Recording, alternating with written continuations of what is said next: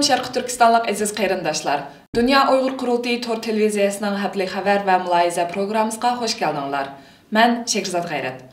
Tövəndə 2019 yılı 13 yanvardan buyan dünyada yüz bergen Uyğurlarga münasibətlik bəzi mühim uçurlarını sizlərə qısqaça xatırlatıb ötməkçimiz. Xəbərdən keyin Erkin Obzorçu Parat Yorunqaş əpəndimnin bu haqdakı mülahizəsini anlaysızlar. 13 yanvar günü Mərkəzi Germaniyanın Münhen şəhərindəki Avropa Şərqi Türkistan Birliğinin 21-ci növbətlik sayılımı ötküzüldü. Avropa Şərqi Türkistan Birliği, Dünya Uyğur Qurultayının sabiq rəisi Erkin Abdəkin başçılığında 1990-cı ildə Münhenda qurulğan olub, bu təşkilat eyni zamanlardakı Dünya Uyğur Yaşları Qurultayı, Şərqi Türkistan Milli Qurultayı, həm də bugünkü Dünya Uyğur Qurultayının quruluşda sahibxançılıq vəzifəsini ötəgən. Bu təşkilat hər 2 yılda bir qitim saylam ötküzüş qaydasına binaən bu qitim 21-ci növbətlik sayılımını elib barğan. Saylamğa Dünya Uyğur Qurultayının rəisi Dolqun İsa Əfəndi başçılığındakı 3 kişilik bir heyət riyasətçilik qıldı. Saylam demokratik prinsiplərə əsasən bilet taşlab, avaz beriş üsulunda təşkilat rəisini saylab çıxdı. Dünya Uyğur Qurultayının Avropağa məsul vəkili Əsqərcan Əfəndi məzkur təşkilatın rəisliyi saylandı. Rəislik sayılımından keyin təşkilatın 2 nəfər muavin rəisi, katibi, maliyyə müdiri və icraiyyə heyət əzaları saylab çıxıldı. Dünya Uyğur Qurultayının rəisi Dolqun İsa Əfəndi saylamdan keyin yığılış nutqu sözləb, Uyğur cəmaətini vətənpərvərlik tərbiyəsiga yüksək dərəcədə əhəmiyyət verishə çağırdı və bu tərbiyəni hər bir ayıldan başlap çın tutuşni tələb qıldı. Dünya Uyğur Qurultayı İcraiyyə Komitetinin rəisi Ömər Qanat, Amerika Uyğur Birləşməsinin rəisi və Qurultay Xitay İşləri bölümünün müdiri Elşad Həsən və Dünya Uyğur Qurultayı Dini İşlər Komitetinin müdiri Turğuncan Alavudin hacimlərdən tərkib tapqan Qurultay heyəti 14 yanvar Malayziyadakı ziyarətini rəsmi başladı. Dünya Uyğur Qurultayı vəkilləri bu qitimki fəaliyyətinin birinci günü Malayziyanın muavin baş ministri Vən Əzizə xanım bilan məxsus söhbətlərdə bolğan. Uyğurlar məsələsindən xəbəri bolğan Əzizə xanım özlərinin bu məsələdə Uyğurlarını qəti qolaydıqlarını, shuningdek özünün Xitay ziyarətində bu məsələni cəzmən oturub qoyduğanlığını bildirgan. Malayziyanın Dini İşlər Ministerliyi bu qitim Dünya Uyğur Qurultayı vəkilləri bilan ayrım söhbətdə bolğan. Shuningdek Uyğurlar uçrayotgan zulmni İslam dünyasıga oңushliq anlatishning ba'zi choralari muzokara qilingan. Söhbət jarayonida kelgusdagi qisman ish birligi muzokara qilinish bilan birga ular Uyğurlarning zulmga uchrashi haqidagi sonliq ma'lumotlar va dalil isbotlar bilan ta'minlashni alayda talab qilgan. Dünya Uyğur Qurultayı heyəti Malayziyadagi ziyaratining 2-ci kundan boshlab yana har qaysi siyosiy partiyalarning parlament a'zolari, yoshlarning rahbarlari, har qaysi universitetdagi o'quvchilar uyushmalarining rahbarlari, ayollar va xonim-qizlar tashkilotlarining rahbarlari va Malayziyadagi tumanlarning vakillari bilan uchrashib, keng doirada suhbat elib bordi.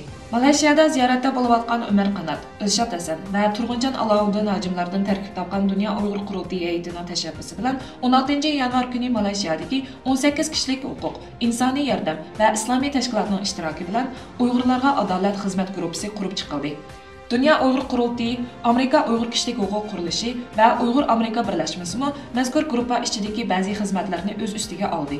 Malayziyada qurulğan Uyğurlarga adalet xizmət qrupusunun asaslıq nişanı bolsa, Xitay hökumətinin Şərqi Türkistandakı cəza lagerlərini dərhal taqab, bu cəza lagerlərdə azab tartıbatqan xalqımızı şərtsiz qoyub verishə zorlaş üçün xalqarada güclük və ciddi hərəkət qozğaşdan ibarət. 15 yanvar günü Uyğurlarning haq və hüquqları üçün söz qılınğanlığı səbəblik bölgünçilik cinayəti bilan ayıplanıb, ömürlük qamaq cəzasına hökm qılınğan Uyğur ziyalisi İlham Toxtuning qo'lga ilinganligining 5-yillik münasibəti bilan Dünya Uyğur Qurultayı, Xalqaro Kechirim Tashkiloti, Xalqaro Qalamkashlar Jamiyati, Erkin Tibet, İlham Toxtuy Qrupusu qatarlıq 19 ommaviy tashkilot və Uyğurlarni tədqiq qilayotgan 136 nəfər chet ellik olim və tədqiqatçı birləşmə çağırıb e'lon qilib, İlham Toxtuy bilan birlikdə texnicha qamoqda turayotgan sansızlagan Uyğur ziyolilarini qo'yib etishni talab qildi.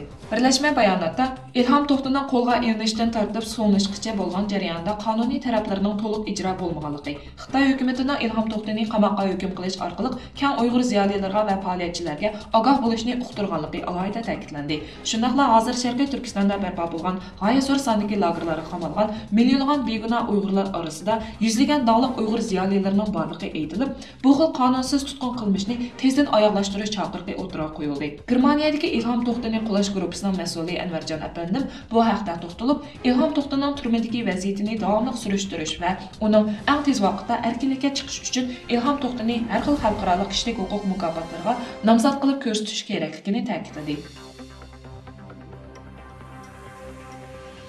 Aziz qarindoshlar, söyümlük vatandaşlar, cümleden O'rta Osiyo davlatlarida yashayotgan Uyg'ur yoshlari. 13 yanvar kuni Dünya Uyg'ur qurultiyi raisi Dolqin Isa apandim O'rta Osiyodagi Uyg'ur yoshlariga qarata maxsus murojaat e'lon qildi. Dolqin Isa apandim bu murojaatida Uyg'urlar og'ir zulmga duch kelgan bir vaqtda Uyg'ur yoshlarining uyg'onishi lozimligini ta'kidlagan.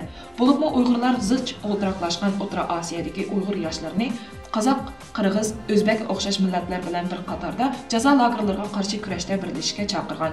U Uyg'ur yoshlarining sukut qilmay, balki aktiv holda Xitoyning Sharqiy Turkistondagi zulmga qarshi norozilik bildirishini umid qilgan. Dolqin Isa apandim murojaatida yana O'rta Osiyodagi Uyg'ur yoshlarining kelajakda o'z xalqiga qo'sha oladigan to'kpisining muhimligini, yoshlarning kutiladigan umidning cho'ng ekanligini ta'kidlash bilan birga Uyg'ur yoshlarining imkoniyatining boricha milliy, madaniy, ma'rifni va ona tilini saqlab qolishga chaqirdi. Shunaqla jazo lagerlarida yetayotgan Uyg'ur qarindoshlarimizning ahvoliga beparvo qolmasligini alohida ta'kidladi. Dolqin Isa apandimning mazkur murojaati Qozog'iston, Qirg'iziston qatorliq O'rta Osiyo ellarida yashayotgan Uyg'ur yoshlarining qizg'in olqishga erishdi. Shundaqla ijtimoiy taratqularda keng doirada tarqatildi. Amerikaning muavin prezidenti Mike Pence 16 yanvar kuni Amerika tashqi ishlar ministrligida ochilgan chet ellarda turishliq bosh elchilar yig'inida so'z qilib, Amerika tashqi siyosatida bundan keyin vujudga kelish oldida turayotgan bir qism ahvollarni tunishtirdi. Bu qitimqi yig'inda Mike Pence alohida ta'kidlagan yana bir nuqta diniy e'tiqod erkinligi bo'ldi. U Amerikaning so'z va matbuot erkinligi har qachon muhim o'ringa qo'yilganligini so'zlab kelib, bu xil erkinlikka mansub haqlar ichida diniy e'tiqod erkinligining bundan keyin Amerika tashqi siyosatida oldi bilan o'ylashadigan mazmun ekanligini ta'kidladi. U yana shunga ulabla, navbatda o'zlarining to'liq afsuslik ichida diniy e'tiqodga ega jamoatining ziyonkashligiga uchrashga shohid bo'layotganligini aytib, bunga misol qatorida Tibetlar va Uyg'urlarning Xitoy hukumatining bostirishga uchrayotganligini tilga oldi. 17 yanvar payshanba kuni Amerika Davlat Majlisining Avval Kengash palatalarida birla vaqtda Uyg'ur kishilik huquq qonuni loyihasi tunishtirildi. Amerika Kengash palatasida bo'lsa, Marco Rubio va Robert Menendez apandilar bu qonun loyihasini o'tirib qo'ygan bo'lsa, Amerika Avam palatasida Christopher Smith bilan Thomas Suozzi bu loyihani alohida tunishtirdi. Amerika Davlat Majlisining a'zolari bu qonun loyihasini tunishtirgan vaqtda Xitoy hukumatining millionlarcha Uyg'urlarni jazo lagerlariga solganligi qattiq ayblanib, Trump hukumatining Uyg'ur xalqiga ega chiqishga chaqiriq qildi. London Universitetining o'qituvchisi, Uyg'ur musiqa tadqiqotchisi Dr. Rachel Harris xonim Yarshari pochtasi gazetida bir maqola e'lon qilib, Uyg'ur ziyolilari, adib va san'atkorlarning beshga kelayotgan zulmni anglatdi. U Shinjongdagi madaniyat qirg'inchiligi deb nom bergan maqolasida 2017-yilning oxiri tutqun qilinib, 5 yillik qamoq jazosiga hukm qilinganligi ilgari surilayotgan Sanavar Tursundek el so'ygan bir naqshchining lagerlarga qamilishini, rayonda yurgizilayotgan siyosatlarning amaliyotda yerlik xalqlarning tili va madaniyatini yo'q qilishni maqsad qilganligining eng jonliq o'rniki deb ko'rsatgan. U maqolasida Sanavar Tursun bilan bo'lgan do'stligi, uning mo'l natijalarga to'lgan kasbiy hayotini tafsiliy bayon qilib, Sanavarning oqibati shuni intayin aniq ko'rsatib berdiki, Shinjongdagi bu zo'r ko'lamli tutqunni Xitoy hukumati ilgari surayotgan atalmish islomchi radikallarga zarba berish bilan hech qanday aloqasi yo'q degan. Hurmatli Farhat apandim, siz bu buraklik hodisalarga qanday qaraysiz?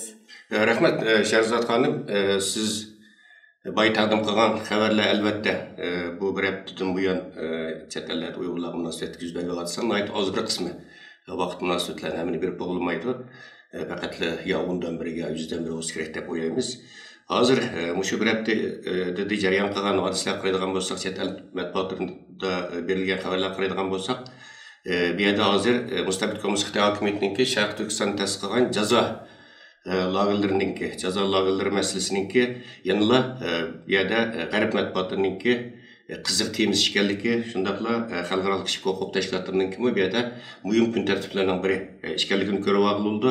Ham biz bu xabarlarga, bu hodisalarga qaraydigan bo'lsak, yana shundaqla mustabid kommunist Xitoy hukumatiningki Sharq Turkistonda yasab chiqqan atalmish kasb o'rganish markazlarida degan narsada ko'tarib chiqqan bu soxta manzilninki dunyo jamoatchiligini hech qanday ishontirmaganligini ve bir yerde musabit komşu Xitoy hukumatiniki bu abdi bashirisniki dunyo jamoatchiligi tarafidan to'liq ko'rib yetilganligini, bu yolg'onchi moiti to'liq ko'rib yetganligini, tunib yetganligini ko'rib olib bo'ldi bu xabarlardan qaraydigan bo'lsak.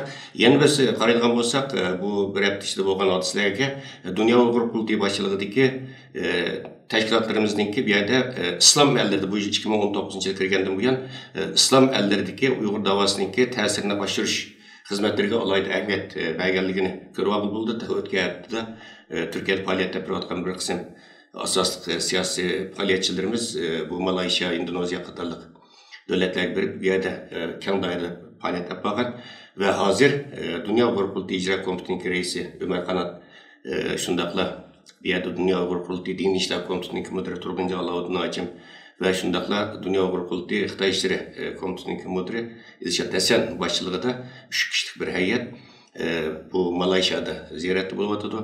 Bu yerda suyundirilgan, hammamizni xush qildigan yeri, xuddi siz boya xabaringizda o'qib o'tilgandek, Malayziyada maxsus Uyg'ur do'stlik guruhining qurilganligi bu nihoyatda muhim. Ham hozir bu hay'at Malayziyadagi faoliyatlarini tugatib, Indoneziyada faoliyatlarini davomlashtiryapti.